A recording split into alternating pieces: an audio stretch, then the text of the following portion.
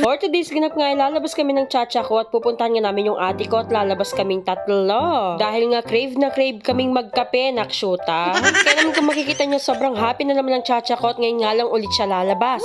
By Diyos ko, talaga naman, deserve din naman namin talagang gumala at mag-day off, nakshuta. Kaya naman ano pang inaantay nyo, samahan nyo na kaming maglakad ng chacha ko at mag-abang nga ng tricycle sa labas. Pero Diyos ko, tignan nyo naman, nagpabuhat pa, tinatamad na daw maglakad. At buti na nga lang hindi na ako hiningal masyado ng matagal at dahil nga may pumasok na rin na tricycle dito sa loob. At ilang minuto na nga lang na pagbabiyahe namin, nabay nakarating na rin kami sa wakas dito sa may Victory Norte.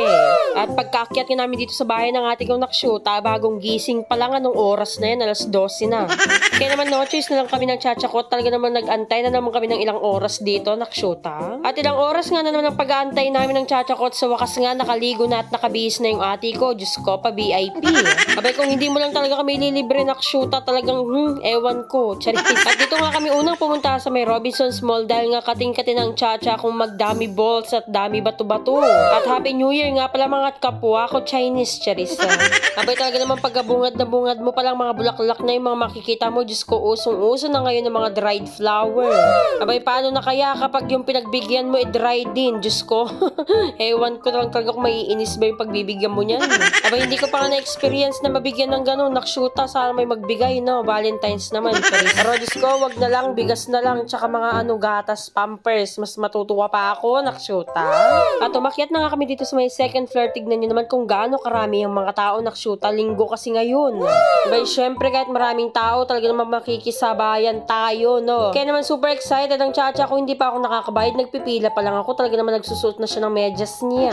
O diba, ito yung sinasabi ko sa inyo na dami bato-bato na sinasabi ng anak ko. Abay, tuwing nandito nga kami, talaga naman, hindi ko mapigilang hindi mapaaway, charis lang. Dahil nga sa sobrang dami ng mga bata dito, nakshuta, nag-aagawan na sila ng mga laruan. Kaya naman hindi mo maiwasan na maghahatian sila at mag-aagawan dito sa sobrang dami pa naman nilang naglalaro.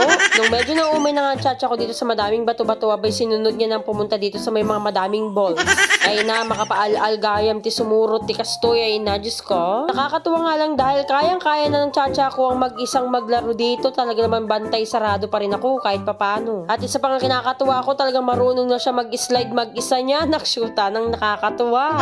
Ipapakita ko sa inyo kung gaano ka-blockbuster dito sa may second floor sa may Kids Paradise. So tignan nyo naman. Mas lalo pang nagpaparami talaga yung mga bantay na katulad ko. Pagkatapos nga natapos yung 30 minutes namin, nabay lumibot na muna kami ng ate ko habang ito ang chacha ko. Diyos ko, nabudol na naman ang tita. At nagpabili nga na naman ng toys na Dr. Abay sa sobrang pagod namin ng ate ko dito sa chacha ko, Diyos ko, nagutom na kami.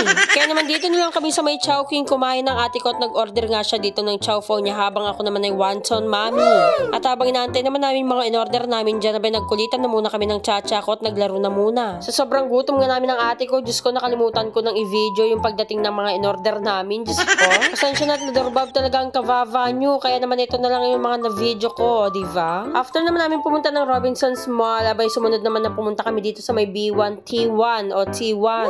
Located nga ito sa may Maharlika Highway, Dubinan West, Santiago City. Abay saktong-sakto sa Salaysay, kaya naman dito muna kami dumaan bago kami pumunta dun. O diba, habang ang chacha ko talaga naman pagod na, kaya naman nakatulog na siya dyan. Pagkaratingin namin dito, abay napaka-cute at napaka-aesthetic ng lugar na to. Diyos ko, napakarami pang tao.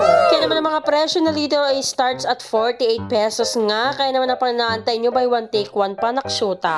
At ito nga ang kanilang mga menu na napaka-sosyal at napaka-aesthetic nga kung titignan, talaga naman napakaganda ng ambience.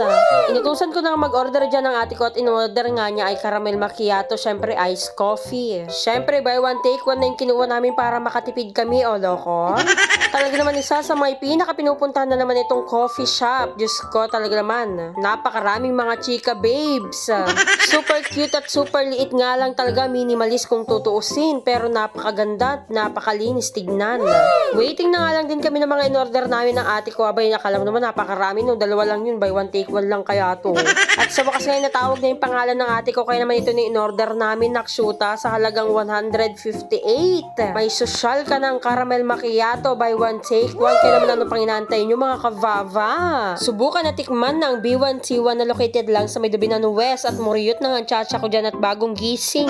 At talaga naman marerefresh ka sa kanilang mga drinks. Kaya naman ayun lang mga kavava. Salamat sa panonood.